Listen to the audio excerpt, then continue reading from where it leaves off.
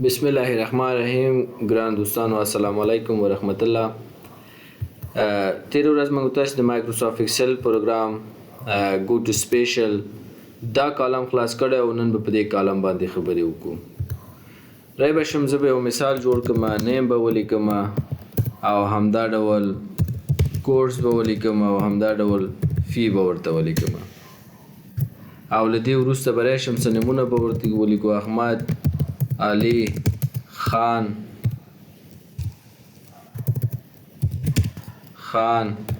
جمال، اجمل، همدا ډول روحید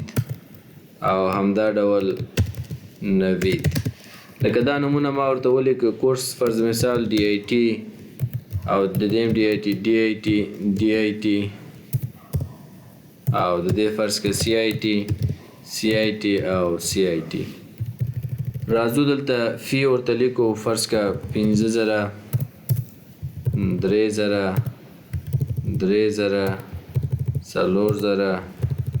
فرض که 15,000 2,000 او دا هم 2,000.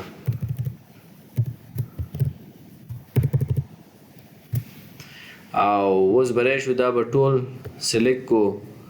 او همدا ډول سنټر، میډل، بولډ او به برای شو آل بارډرز انتخاب کو ورته. اوس راځو ګورې دلته گو ټو سپیشل ته. گو ټو سپیشل دوم کالم به موږ د لاندې خوا نه ووایو. فرض که دا ټول به زه سلیکت کړم، دا به بولډ نه زه لرې کړم، یوازې هیډینګ بولډ صحیح دی، کنټرول سی به یې کړم او دلته به راشم دا به کنټرول وی کړم. همدا ډول راځم دلته هم کنټرول وی کوم چې دا ډیټا موږ سره لږ زیات شي.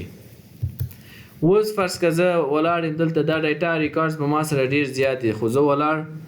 فرض که په دې ځای کې یم. زه غواړم آخر سیل ته لاړ شم، هلته نوره لیکنه هم وکړم. نو آخر سیل ته چې زه ځم سکرولینګ کوم ډېر وخت نیسي، نو راځم گو ټو سپیشل ته، له هغې څخه وروسته دلته ورته راځم لاست سیل انتخابوم. چې کله یې اوکې کړم موږ به ټیک لاست سیل ته وي چې له دې ښکته تاسې کولی شئ چې خپل لیکلو ته ادامه ورکړئ. نو دا موږ سره و د لاست سیل خبره. دومه خبره هم په دلته راځم او دوم چې دی ویزیبل سیلز آنلی. د دې څخه هدف ګوري چې دی ښه موږ راځو فرض که دلته یو رو غواړم هیډ کړم. موږ خو ویلي وو چې دا روګانې هیډ کولی شو. فرض که راځم دا 9 او 10 رو انتخابوم او له هغې څخه وروسته راځم فارمټ ته او دلته راځم هیډ ان ان هیډ چې شی رو، دا 2 روګانې ما هیډ کړلې. اوس له دې وروسته راځم زه دا ټول مکمل شیټ انتخابوم او بیا فایند او گو ټو سپیشل ته راځم او دلته ورته وایم ویزیبل سیلز آنلی. اوکې ګورئ دلته ماته په سپین رنګ باندې یو خط کش کړي چې دلته څه روګانې هیډ شوي دي. نو تاسې کولی شئ چې په یو شیټ کې روګانې هیډ شوي په دې رقم یې تاسې کولی شئ چې ځان ته مشخص کړئ او بیا کولی شئ چې بېرته راشي ان هیډ یم کې دلته راشي ورته ان هیډ روس ووهئ، هغه به هم تاسې ته بېرته څنګه شي نو شو به شي تاسې ته. بل کمانډ هم دلته موږ سره په گو ټو سپیشل کې د کنډیشنل فارمټس دي. ګورئ کنډیشنل فارمټس خو موږ تاسې ویلي وو. فرض که دغه ډیټا ده زه به دا سلیکټ کړم، له دې ځایه به یې سلیکټ کړم کنټرول سی او دلته به یې هم ځان ته پیسټ کړم. دا ډیټا ما دلته ځان ته پیسټ کړه. همدا ډول راځم دلته یې هم ځان ته پیسټ کوم. له دې وروسته ګورئ زه دا ډیټا انتخابوم او کنډیشنل فارمټس ته راځم، ډیټا بار دې ته فارمټ ورکوم. همدا ډول دا انتخابوم او راځم دې ته هم کلر سکیلز فارمټ ورکوم. دا انتخابوم او راځم دې ته آیکنز دا یو فارمټ ورکوم. ګورئ ډېر فارمټونه ما دې ورته ورکړه. زه راځم فایند گو ټو سپیشل او زه ورته وایم کنډیشنل فارمټس ما ته د ټول شیټ کې ښکاره کړه، سلیکټ کړه. ګورئ ټول یې ما ته سلیکټ کړه. اوس کولی شئ چې دا کلیر کړئ، کولی شئ چې دا تغییر کړئ، فرض که ټول په دې شکل تغییر کړئ. همدا ډول کولی شئ چې راشئ ډیټا بارز ته تغییرات ورکړئ او یا یې مکمل فرض مثال ډیلیټ کړئ او له منځه ویسئ او یا یې فارمټینګ ورته څنګه کړئ کلیر کړئ. ګورئ انټایر شیټ نه موږ دا ټول پاک کړلو. لکه هدف دا دی که تاسې ډیر زیات ځایونو کې په یو شیټ کې کنډیشنل فارمټس ورکړی نو هر یو چې ځای یو کلیر کوئ ډیر وخت نیسي او یا ځای بدلوئ فارمټ ورته یو کیسټوم شکل باندې نو تاسو نه ډیر وخت نیسي نو اسانه طریقه یې دا ده چې ګوټ سپیشل ته راشئ او دلته کنډیشنل فارمټس ټول به تاسو ته سلیکټ کړي او له هغې څخه وروسته تاسو کولی شئ چې فارمټ بدل کړئ او یا یې کلیر فارمټ کړئ. کنډیشنل فارمټس کې له دې څخه وروسته دا خو موږ ورته آل انتخاب کړی و. دوم هم موږ سره ډیټا ویلیډیشن دی. ډیټا ویلیډیشن څخه هدف دا ده ښه زه به ورته دا ټول سلیکټ کړم او له دې وروسته به دا فرض که کلیر کانټینټ به یې کوو. کلیر کانټینټ مې که اوس بیا داسې لیکوم او راځم ډیټا ته او کله چې ډیټا ته راغلم ډیټا ویلیډیشن ته راځم او ډیټا ویلیډیشن څخه وروسته بیا راځم هول نمبر ورته انتخابوم ورته وایم دغه ځای چې ما کوم سلیکشن اخیستی دلته د فرض که د زرو نه ټیټ عدد مه قبلوه او د 15,000 څخه پورته عدد مه قبلوه. اوکې په دې ما یو ویلیډیشن ولګو که زه اوس دلته فرض مثال 300 لیکم 300 انټر کوم دی ما سره نه مني ځکه دلته ما ویلیډیشن لګولی خو که پوره زر لیکم دی ما سره مني که 3,000 ولیکم دی ما سره مني که 6,000 ولیکم دی ما سره نه مني ځکه ما خو ویلي چې 15,000 څخه پورته عدد مه منه. نو دا یو ډیټا ویلیډیشن دی. دلته کله هم چې موږ تاسې په خپل یو شیټ کې ډیټا ویلیډیشن لګولی او غواړو چې هغه ځان ته معلوم کړو نو تاسې به سمپل راشئ هوم ته او بیا به راشئ ګو ټو سپیشل ته او دلته به ورته ډیټا ویلیډیشن انتخاب کړئ او آل به ورته انتخاب کړئ. اوکې ګورئ دلته وایي تاسې ډیټا ویلیډیشن لګولی صحیح ده. او که چېرته داسې کار وکړو دا ورته مکمل زه دې ځای نه انتخاب کړم او دې ځای نه کنټرول سی واخلم او دلته فرض کړی شم دا پیسټ کړم لکه اوس دلته هم ډیټا ویلیډیشن ده که نه. اوس به داسې کار وکړم بیا به ګو ټو سپیشل ته راشم او بیا ورته وایم چې ما ته ډیټا ویلیډیشن انتخاب کړه آل مه انتخابوه سیم او آل انتخاب کړه. اوکې ګورئ وایي دلته هم ډیټا ویلیډیشن شته او دلته هم شته خو بیا ورته زه دا سلیکټوم او ورته وایم دې ته ورته ډیټا ویلیډیشن زما په دې شیټ کې کوم بل ځای کې شته نو ګو ټو سپیشل ته راشه ډیټا ویلیډیشن ورته انتخاب کړه سیم انتخاب کړه یعنې دې ته سیم ویلیډیشن بل ځای کې هم موږ لګولی چې اوکې کوم وایي بلې هو تاسې دلته هم دغه سیم ویلیډیشن اپلای کړی دی. نو دا موږ سره د ډیټا ویلیډیشن پورې مربوط خبرې کولې. بل هم ګورئ موږ تاسې دلته لرو ډیپینډنس او پریسیډنس. د دې څخه هدف څه ده؟ د دې څخه هدف دا ده زه به راشم دلته به ودرېږم یا فرض که راځم دلته درېږم دلته به ودرېږو دلته به ټوټل کو دا ټوټل صحیح ده او ایکول سم قوس شروع او له دې څخه وروسته به د عدد ټول څه لیکو چې دا ماته څنګه که جمع که قوس بند انټر صحیح ده او دې ته به هم موږ تاسې داسې یو رنګ ورکو. همدا ډول فرض که راځو دلته درېږو او ایکول لیکو او بیا سم لیکو بیا قوس شروع کوو او بیا دغه عدد ټول اخلو دا ځان سره جمع کوو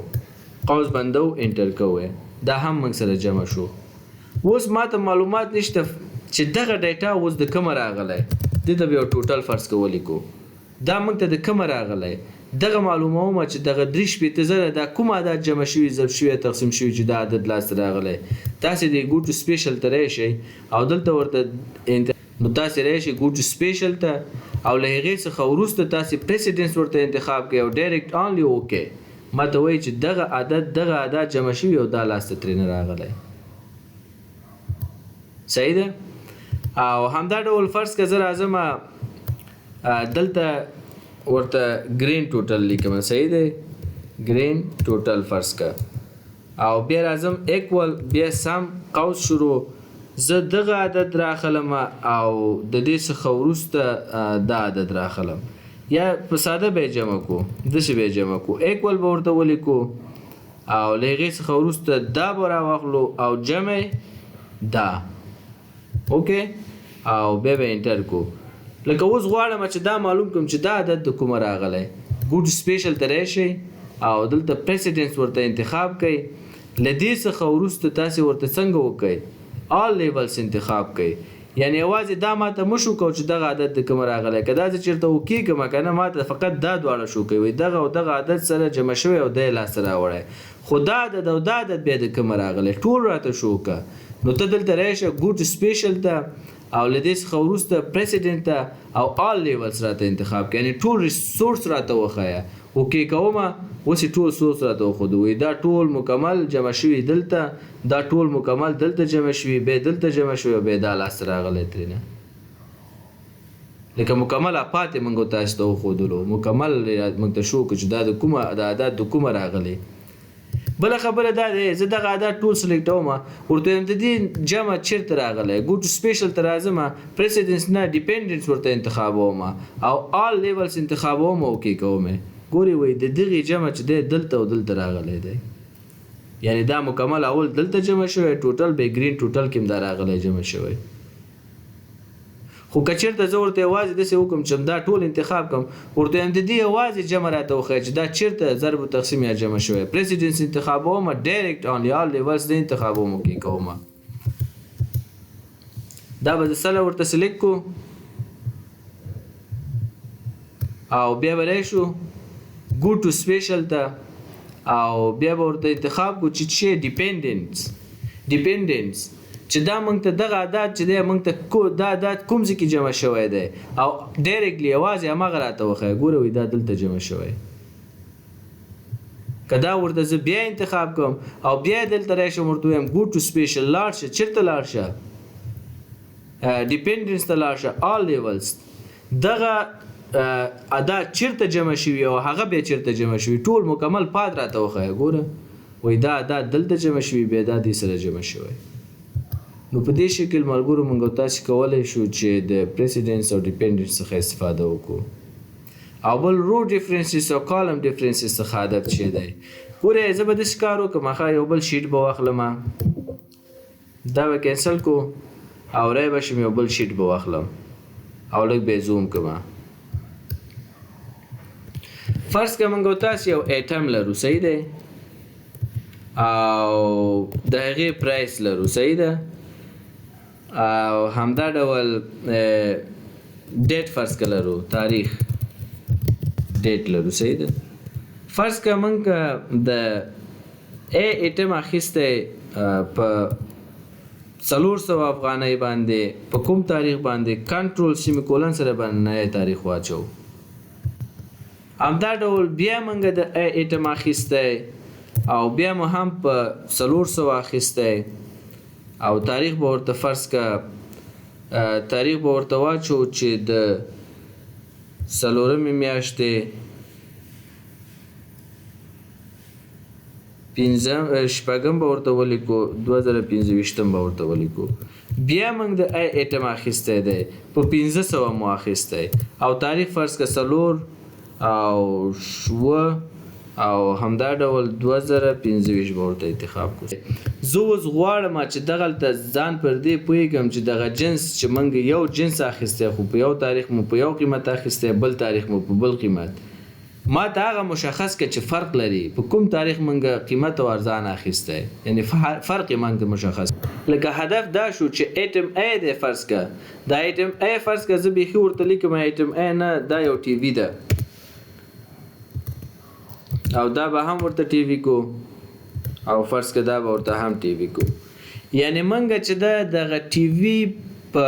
دغه تاریخ باندې په 400 اخیستی بیا مو په دې تاریخ په 400 اخیستی ولې په دې تاریخ مو په 1500 اخیستی زه غواړم دغه فرق ماته مشخص شي زه دا ټول سلیکټ کوم او راځم دلته ګوټ سپیشل ته له دې څخه رو ډیفرنس وروسته رو ډیفرنسز انتخابوم او بیا اوکې کوم ما ته وایي چې دغه تاریخ او دغه تاریخ دا تا په 400 اخیستی ولې 4 د 2025 کې دا تا په 1500 اخیستی دلته فرق موجود دی چې دلته تا د جنس قیمت اخیستی دی او بل هم ګوټ سپیشل کې کالم ډیفرنسز دی د رو ډیفرنسز برعکس کالم ډیفرنسز کار کوي ګورې ښه زه به ولیکو چې ایټم پرایس او همدا ډول د پرایس څخه وروسته به ورته ولیکو ډیټ صحیح ده او اوس به راشو دلته به ورته ولیکو هماغه ټي وي ده ایټم زمونږ ټي وي ده او پرایس فرض که موږ په 400 افغانۍ اخیستی او په کوم تاریخ په دې تاریخ همدا ډول همدغه ټي وي چې دی دا به ونیسو او له دې ځای ډرایګ به یې کړو او بیا مو په او دلته هم موږ اخیستی دا په 500 صحیح ده تاریخ به دې ته ولیکو چې د 4مې میاشتې 6م تاریخ د 4مې میاشتې 6م تاریخ 2025 کال او دا به ټول انتخاب کو ورته او له دې وروسته به راشو دا بارډر به ورته ورکو همدا ډول دا به سنټر ته کو دا به هم ورته سنټر ته کو خو لکه هدف اوس دا دی ښه زه غواړم چې دا معلوم کړم دا سلیکټوم چې په کوم ورځ موږ ته دغه کالم ډیفرنس لري یعنی موږ ته جنس قیمت راغی ګو ټو سپیشل ته راځو او له دې څخه وروسته بیا راځو کالم ډیفرنسز او اوکې موږ ته وایي چې په دغه ورځ باندې تا جنس په 500 اخیستی هره ورځ په 400 ولې په دې تاریخ په دې ورځ جنس په 500 اخیستی نو لکه هدف دلته دا شو چې موږ تاسو ته رو ډیفرنسز معلوموي او کالم از کالم ډیفرنسز موږ تاسو ته معلومیږي نو دا موږ سره د ګو ټو سپیشل پورې مربوط کمانډونه او دلته دا فرمولاس او کمنټس او کنډیشنل فارمرز دا شي نه موږ تاسو ویلې دي فرض کړه دلته موږ تاسو یو کنډیشنل فارمرز ته راځو یو دغه فارمټ مو اپلای کړی دی او دلته مو هم فرض مثال یو فارمټ اپلای کړی دی او دلته فین ته راځو او موږ ورته وایو چې موږ کنډیشنل فارمرز ته ویسه هغه فارمټ موږ ته انتخابوي خوښ هم چې ډیلیټوي او خوښ هم چې بل رنګ ورته ورکوي فرض که زه ورته وایم دا فارمټ ورته ورکړه نو دا موږ فارمټ ته وړي دا هغه شی نه دی چې تکراري راغلي موږ مخکې وویلې او فرض که راځم کمنټس ته کمنټس که دې ورکړی کمنټ ته دې وړي کانسټنټ ته دې وړي او ډیټا ویلیډیشن سبجیکټس او دا مسایل موږ ټول ویلې نو دا موږ سره وو د هوم ټیپ اخري اپشن یو کمانډونه سبا له خیره به موږ تاسې د انزرټ ټیپ شروع کوو او د نن دپاره همدغومره